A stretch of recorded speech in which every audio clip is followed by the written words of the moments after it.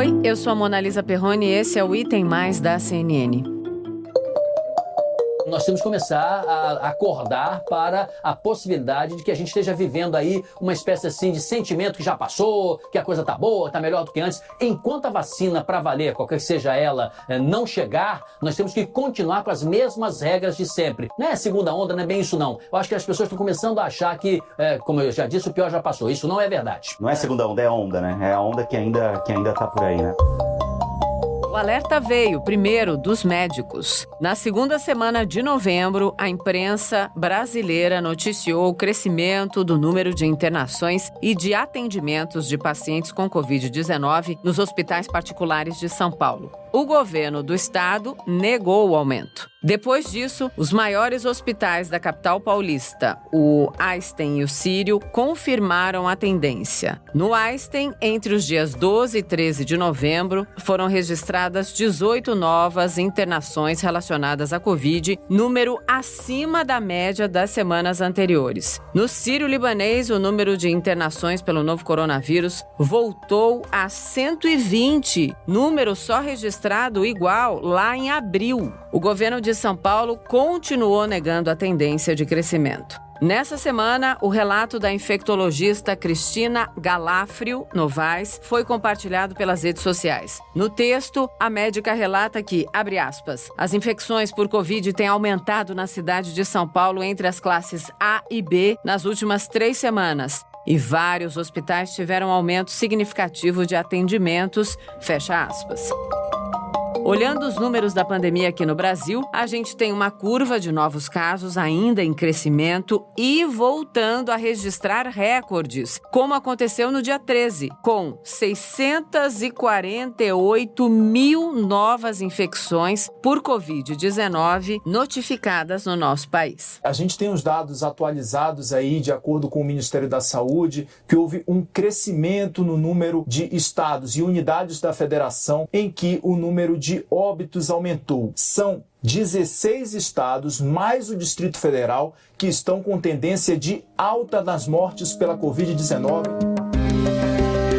No dia 16 de novembro, o governo de São Paulo finalmente admitiu que existe sim um aumento nas internações pelo novo coronavírus. A média diária subiu de 859 para 1.009. A gente teve uma alta de 18% de internações na semana passada em relação à semana anterior aqui em São Paulo. O governo de São Paulo publicou hoje no Diário Oficial o decreto que prorroga a quarentena até o dia 16 de dezembro. Essa medida busca evitar o aumento no número de casos que já vem sendo confirmados aí da Covid-19 no estado. Governador, se nós tivermos índices aumentados, seguramente medidas muito mais austeras e restritivas serão realizadas.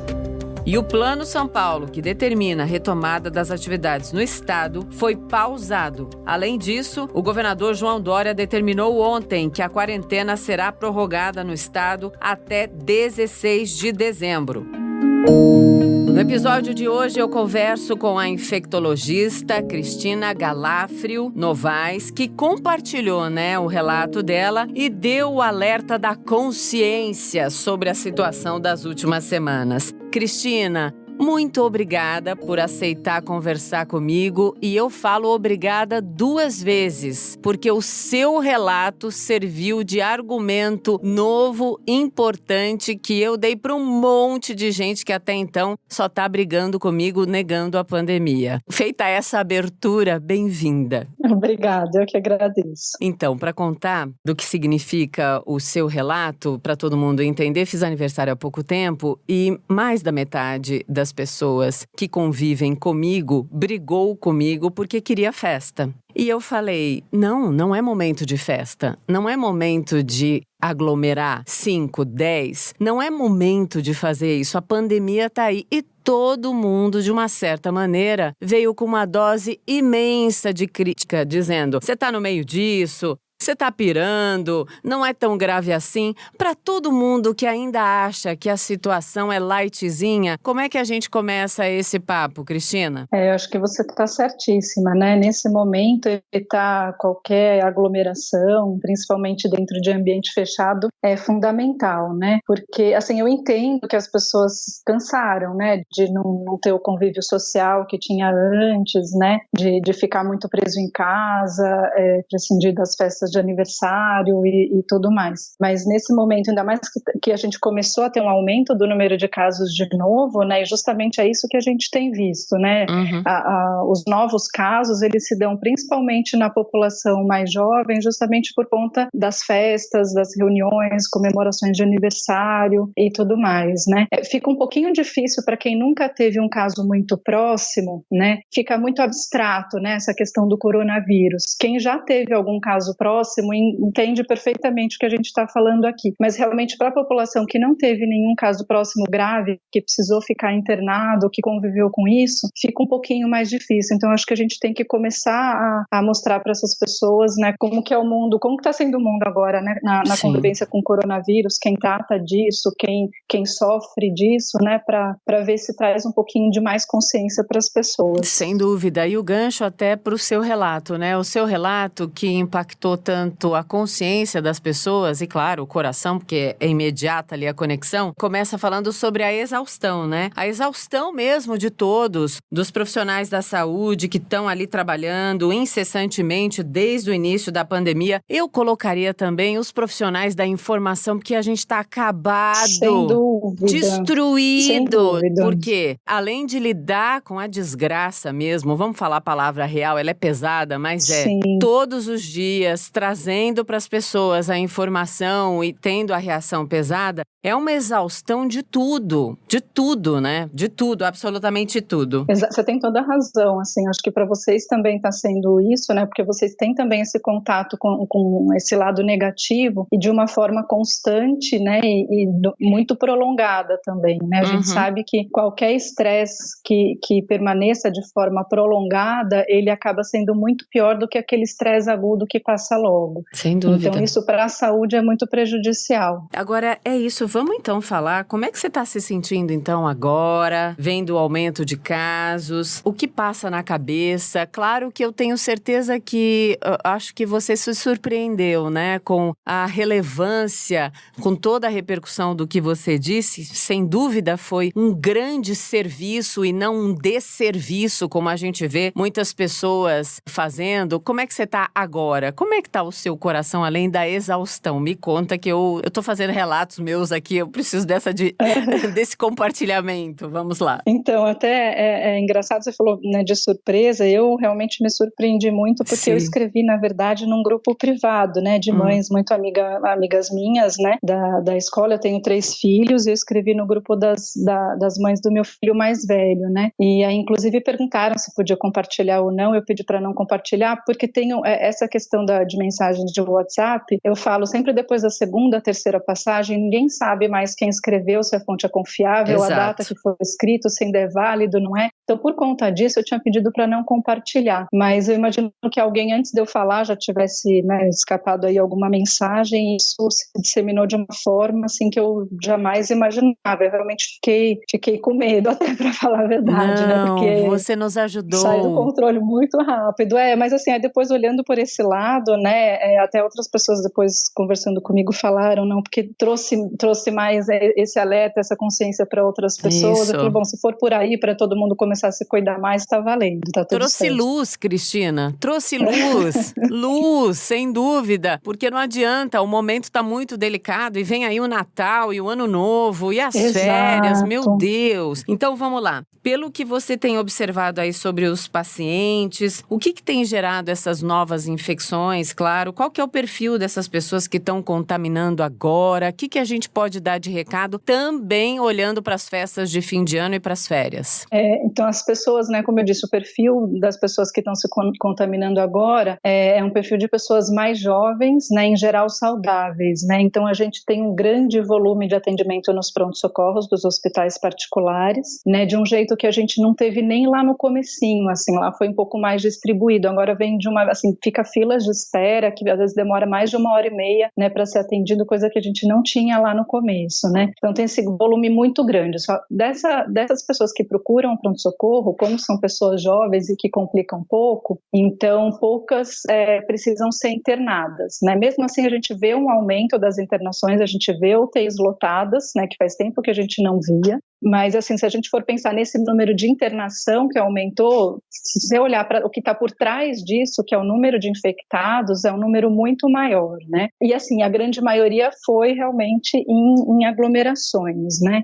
Eu sempre falo, assim, não quero que ninguém fique preso em casa. Eu entendo que também para a saúde mental das pessoas é muito difícil você ficar, né, um tempo grande assim. Mas a gente já aprendeu ao longo dessa epidemia como se proteger, né? Então, assim, a gente aprendeu que máscara, se todo mundo usar, protege, né? Assim, quando eu uso a máscara de pano, ela não me protege, mas ela protege o outro. Agora, se o outro também está usando, então eu também estou protegido, né? Então tem que ter esses dois lados, todo mundo usando máscara, num ambiente aberto, por exemplo, um encontro numa praça, em parques com poucas pessoas, distantes umas das outras, né, com uso de máscara, é ok, né? Já é suficiente para a gente despressurizar, né, conversar um pouco, dar uma amainada aí nessas questões mais difíceis da vida, sem correr muito risco, né? Agora, a gente esquecer que a pandemia ainda não acabou, esquecer que o vírus está por aí e começar a ter encontros dentro de casa, né? Principalmente jantares, por exemplo, todo mundo tira a máscara e conversa, né, durante o jantar. Então, isso é de alto risco, né? Então, essas coisas acho que a gente tem que aprender a evitar. Como você falou, também vem aí as festas de final de ano, né? Natal, Ano Novo. Então, isso também a gente acho que tem que começar a pensar um pouquinho como fazer, né? Talvez fazer alguma coisa mais ao ar livre, talvez não aquela, né, aí tem famílias que são muito grandes, né, então talvez dar uma dividida, não sei, a gente vai ter que achar alguma forma aí de não passar em branco, mas ao mesmo tempo também não aumentar o risco, né. Uma outra ideia, né, que também a gente pode fazer é, por exemplo, nas 2-3 semanas antes do Natal e o Ano Novo, se preservar mais, ficar mais em casa, sair o mínimo possível, para na hora que a gente for encontrar a família, né, nessa reunião de Natal ou de Ano Novo, a gente trazer um risco menor para todo mundo, né? Então, acho que se todo mundo fizer isso, também ajuda. Sem dúvida, mas aí ia ter que botar um dedo duro, né? Aquela esquema de vigilância para saber se realmente todo mundo que falou que ficou mais quietinho 2-3 semanas antes, ficou de verdade. A situação, ela abre uma série de dúvidas, né? E de temores que, para nós, todos nós que acompanhamos o dia a dia dessa pandemia, é muito difícil fazer qualquer tipo de reunião, porque a gente sabe do grande risco que as pessoas correm.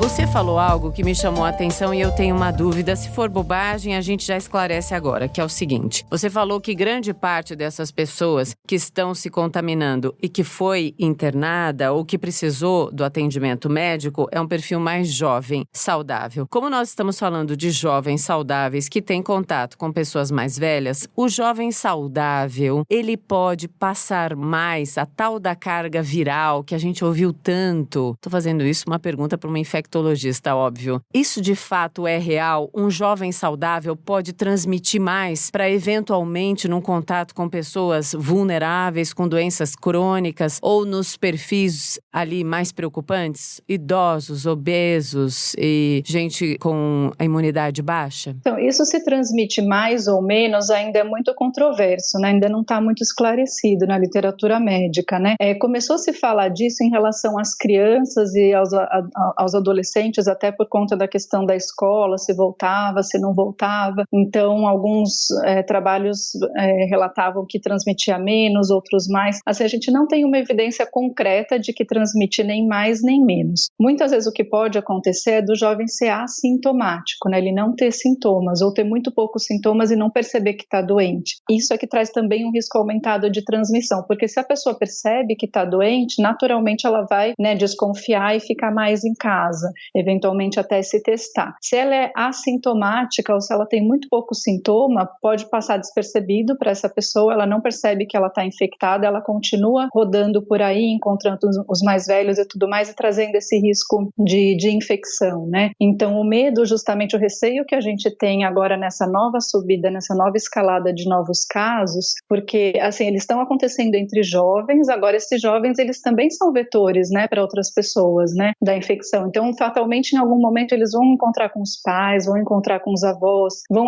encontrar com, às vezes, pessoas que não têm o mesmo acesso à saúde que eles têm, né? Então, eu acho que a gente sempre tem que pensar que, assim, uma pessoa lá na frente de alto risco que foi infectada, né, a gente tem uma pontinha de responsabilidade se a gente ficou circulando sem necessidade, se aglomerando sem necessidade, a gente favoreceu a circulação do vírus e aí com isso o vírus conseguiu chegar nessa pessoa que está bem distante da gente, mas às vezes não tem acesso à saúde. Então, eu acho que todo mundo tem que se sentir um pouquinho responsável para poder se cuidar e cuidar dos outros também. Sim, sem dúvida. Cristina, a gente está vendo aí os relatos importantes, preocupantes na Europa, né, sobre a segunda onda. Estamos vendo aqui o que está acontecendo com os hospitais em São Paulo. É isso? A gente nem saiu da primeira onda e estamos emendando uma segunda. Já dá para dizer que é, de fato, uma segunda onda ou essa classificação ela é muito rasa? Essa classificação, acho que os epidemiologistas podem dizer melhor, né? Eu não sei se dá para dizer se é uma segunda onda ou se é uma intensificação da primeira, porque a gente não saiu da primeira, né? A gente teve aquele primeiro pico, depois a gente entrou num platô que foi super prolongado, e aí quando a gente estava começando a diminuir bem devagarinho esse platô, aí agora vem essa intensificação de novo. Então, eu não sei definir se é uma segunda onda ou se é a intensificação da primeira. Na Europa já fica mais claro, né? Porque eles tiveram um intervalo, né?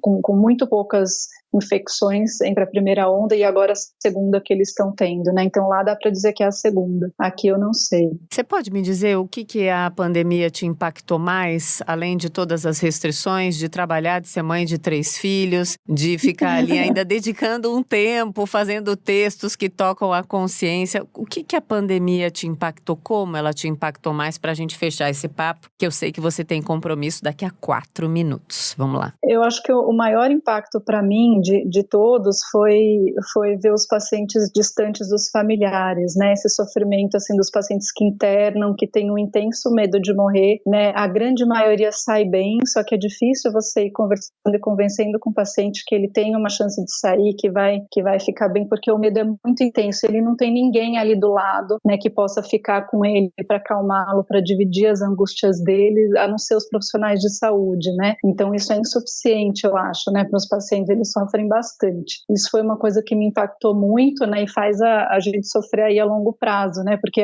é um atrás do outro, né, são histórias que se repetem, né, são sofrimentos que se repetem, né, então é paciente que vai ser entubado e não quer ser entubado de jeito nenhum porque acha que não vai mais ver os filhos, enfim, alguns saem, outros também não saem, e os que não saem não puderam nem se despedir, e a família também não pôde se despedir, né, então a gente vê também, por outro lado, famílias destroçadas por esse sofrimento todo, em que às vezes a esposa foi embora, o marido conseguiu ter alta do hospital, depois que teve alta que ficou sabendo que a esposa faleceu, e aí tem que lidar com tudo isso sem ter um apoio próximo da família, né, mesmo depois que ele vai de alta também, não pode fazer, por exemplo, velório, enterro, como se fazia normalmente, né, ter esse processo todo, né, de despedida, de luto, que é tão importante, né, nesse processamento mesmo, né, de tudo que está acontecendo e dessa perda, né? Então isso acho que para mim é o mais forte. Sem dúvida, a vulnerabilidade da existência humana escancarada para o planeta, ou seja, bem difícil, né? Deu uma piradinha algum dia, Cristina, só pra gente terminar? Tipo, aquela choradinha escondida ou não? Porque eu tive vários momentos assim, vários. Eu tive alguns assim, no carro é clássico, né? Quando a gente tá andando no carro sozinha. Ah, meu Deus, sim. Mas olha, estamos aqui conectados na solidariedade, do bom senso. Muito obrigada, tá? Pelas suas palavras. Muito obrigada. Sempre que tiver vontade, bota lá no grupo das amigas, é claro, porque acaba vazando e ajuda a gente. Um beijo pra você. Fique firme e forte. Até a próxima. Muito obrigada. Vocês também fiquem firmes aí. Até. Obrigada. Obrigada. Tchau, Cristina. Tchau, tchau. Meio de semana, então, com esse assunto sério pra gente pensar, falar com quem a gente conhece, falar com família, tá planejando o fim do ano? Pensa direitinho, faça com coerência e informação, porque daí nada vai dar errado. Amanhã tem mais recado importante. A gente se ouve todos os dias. Que bom. Até.